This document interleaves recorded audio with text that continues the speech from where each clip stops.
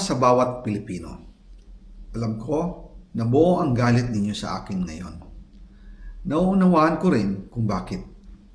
Lalo na at malaki ang halagang nakataya. Pero bago kayo humusga, hayaan ninyong ipaliwanag ko ang buong katotohanan. Matagal akong hindi nagsalita dahil may direktang utos sa akin. Huwag nang bumalik ng Pilipinas at manahimik na lamang.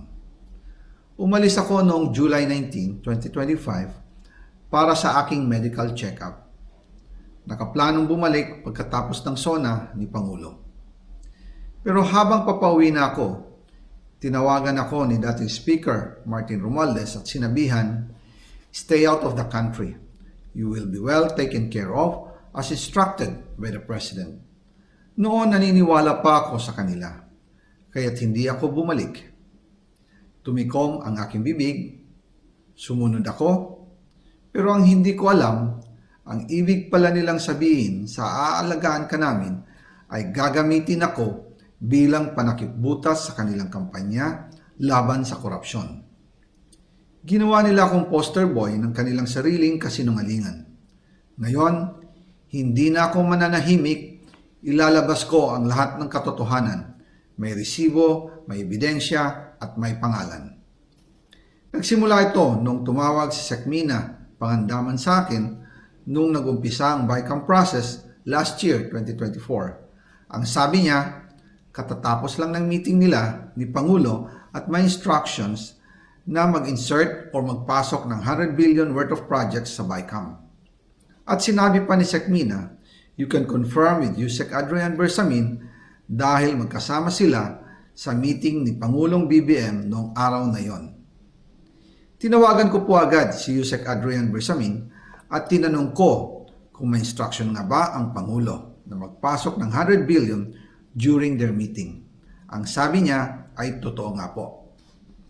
Right after our conversation, tinawagan ko po si dating Speaker Martin Romualdez at nireport ko ang instructions ng Presidente to insert the 100 billion projects. At sinabi niya sa akin, what the President wants, he gets. After ng ilang araw, nag-set po ng meeting si Sekmina Pangandaman at Yusek Adrian Bersamin sa amin ni dating Speaker Martin Romualdez sa Aguado Building in front of Gate 4 ng Malacanang at nandun din po si Yusek Jojo Cadiz. During the meeting, binigay po ni Yusek Adrian Bersamin ang listahan na worth 100 billion. Tinanong ko po si Yusek Adrian kung saan galing ang listahan. Ang sagot niya, galing kay PBBM mismo at binigay niya ito mula sa brown leather bag.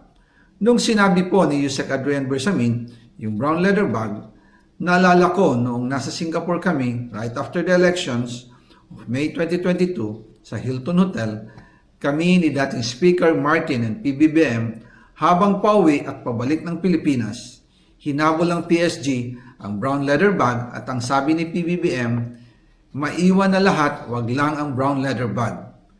Kaya naniwala ako na utos talaga ito ng Pangulo. Pagkatapos ng ilang araw, I informed sina dating Speaker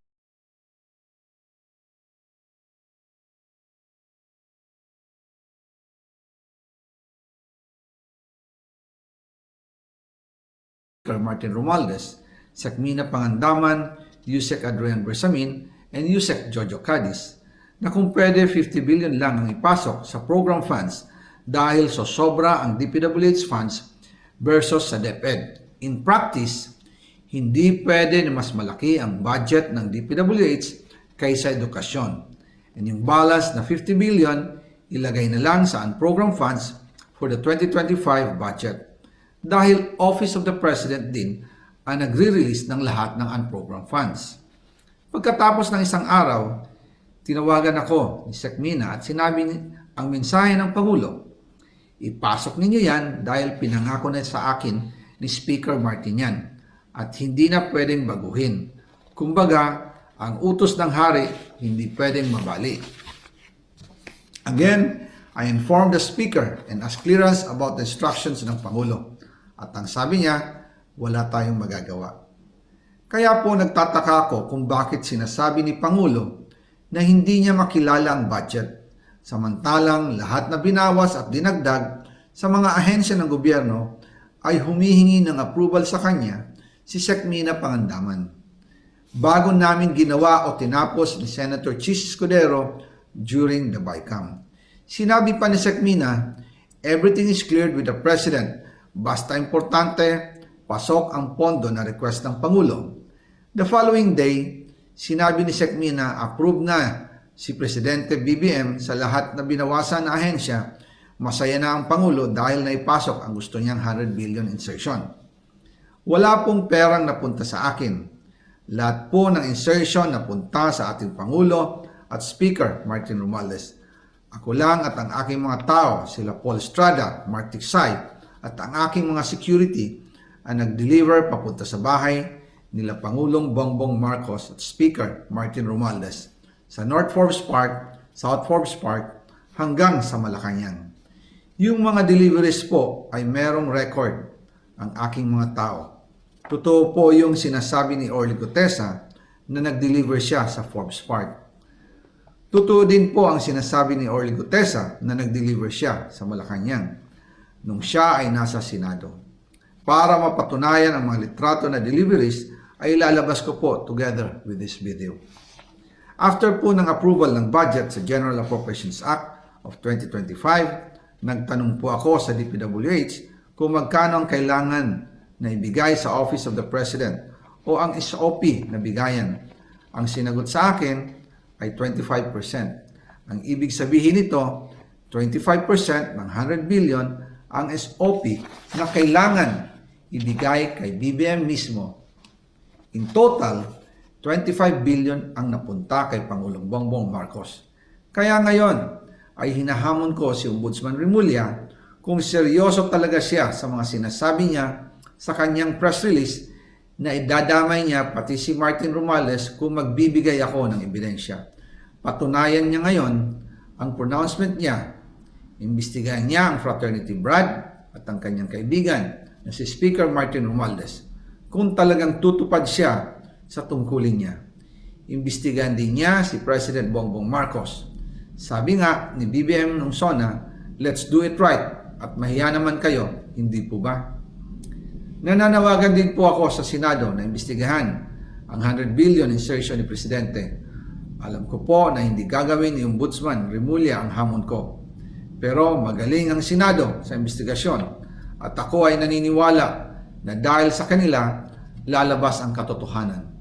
Yung pong listahan ng mga projects, ilalabas ko din kasama ng video na ito. Dahil dito, mas lalong darami ang ipa-file na kaso sa akin. Ginagamit ng administrasyon ang buong resources ng bansa para tumahimik ako, para masira ang aking kredibilidad. Darami din ang banta sa buhay ko at ng aking pamilya. March 2025 pa lang, si Speaker ay nagpaparinig na sa akin sa aming meeting that he will shoot me if I will talk. At pagkatapos niyang sabihin sa akin in a phone call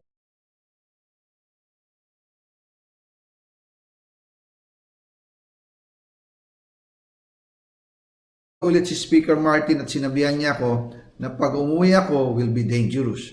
Kasi they might hire someone to do a rub out on me or hire the police to kill me while in jail. Una pa lang ito sa mga gusto kong ibunyag. Marami pa akong dadalhin sa liwanag. Isa na dito ay yung kay Henry Alcantara, ang DPWH boys, ang sinasabi nilang halaga sa ICI ay 21 billion. Hindi po totoo yan. Ang totoong numero ay 56 billion pesos at yung pong halaga na yan ay kay Pangulong Bongbong Marcos at Martin Romualdez na punta lahat. Ilalabas ko po ang buong detalye sa darating na mga araw. Kaunting pasensya pa po. Sana po ay hindi nila ako mapatay bago ko mailabas ang lahat. Sa inyong lahat sa Pilipinas, lalong-lalo na sa aking pamilya, taos-puso akong humihingi ng paumanhin. Ginawa ko lang ang utos sa akin, pero ngayon, handa na akong harapin ang lahat. Uulitin ko po, yung pong pera, wala pong napunta sa akin. Dumaan lang po ang pera sa akin para i-deliver kay Speaker Martin Romales at Pangulong Marcos. Salamat sa inyong pag-unawa.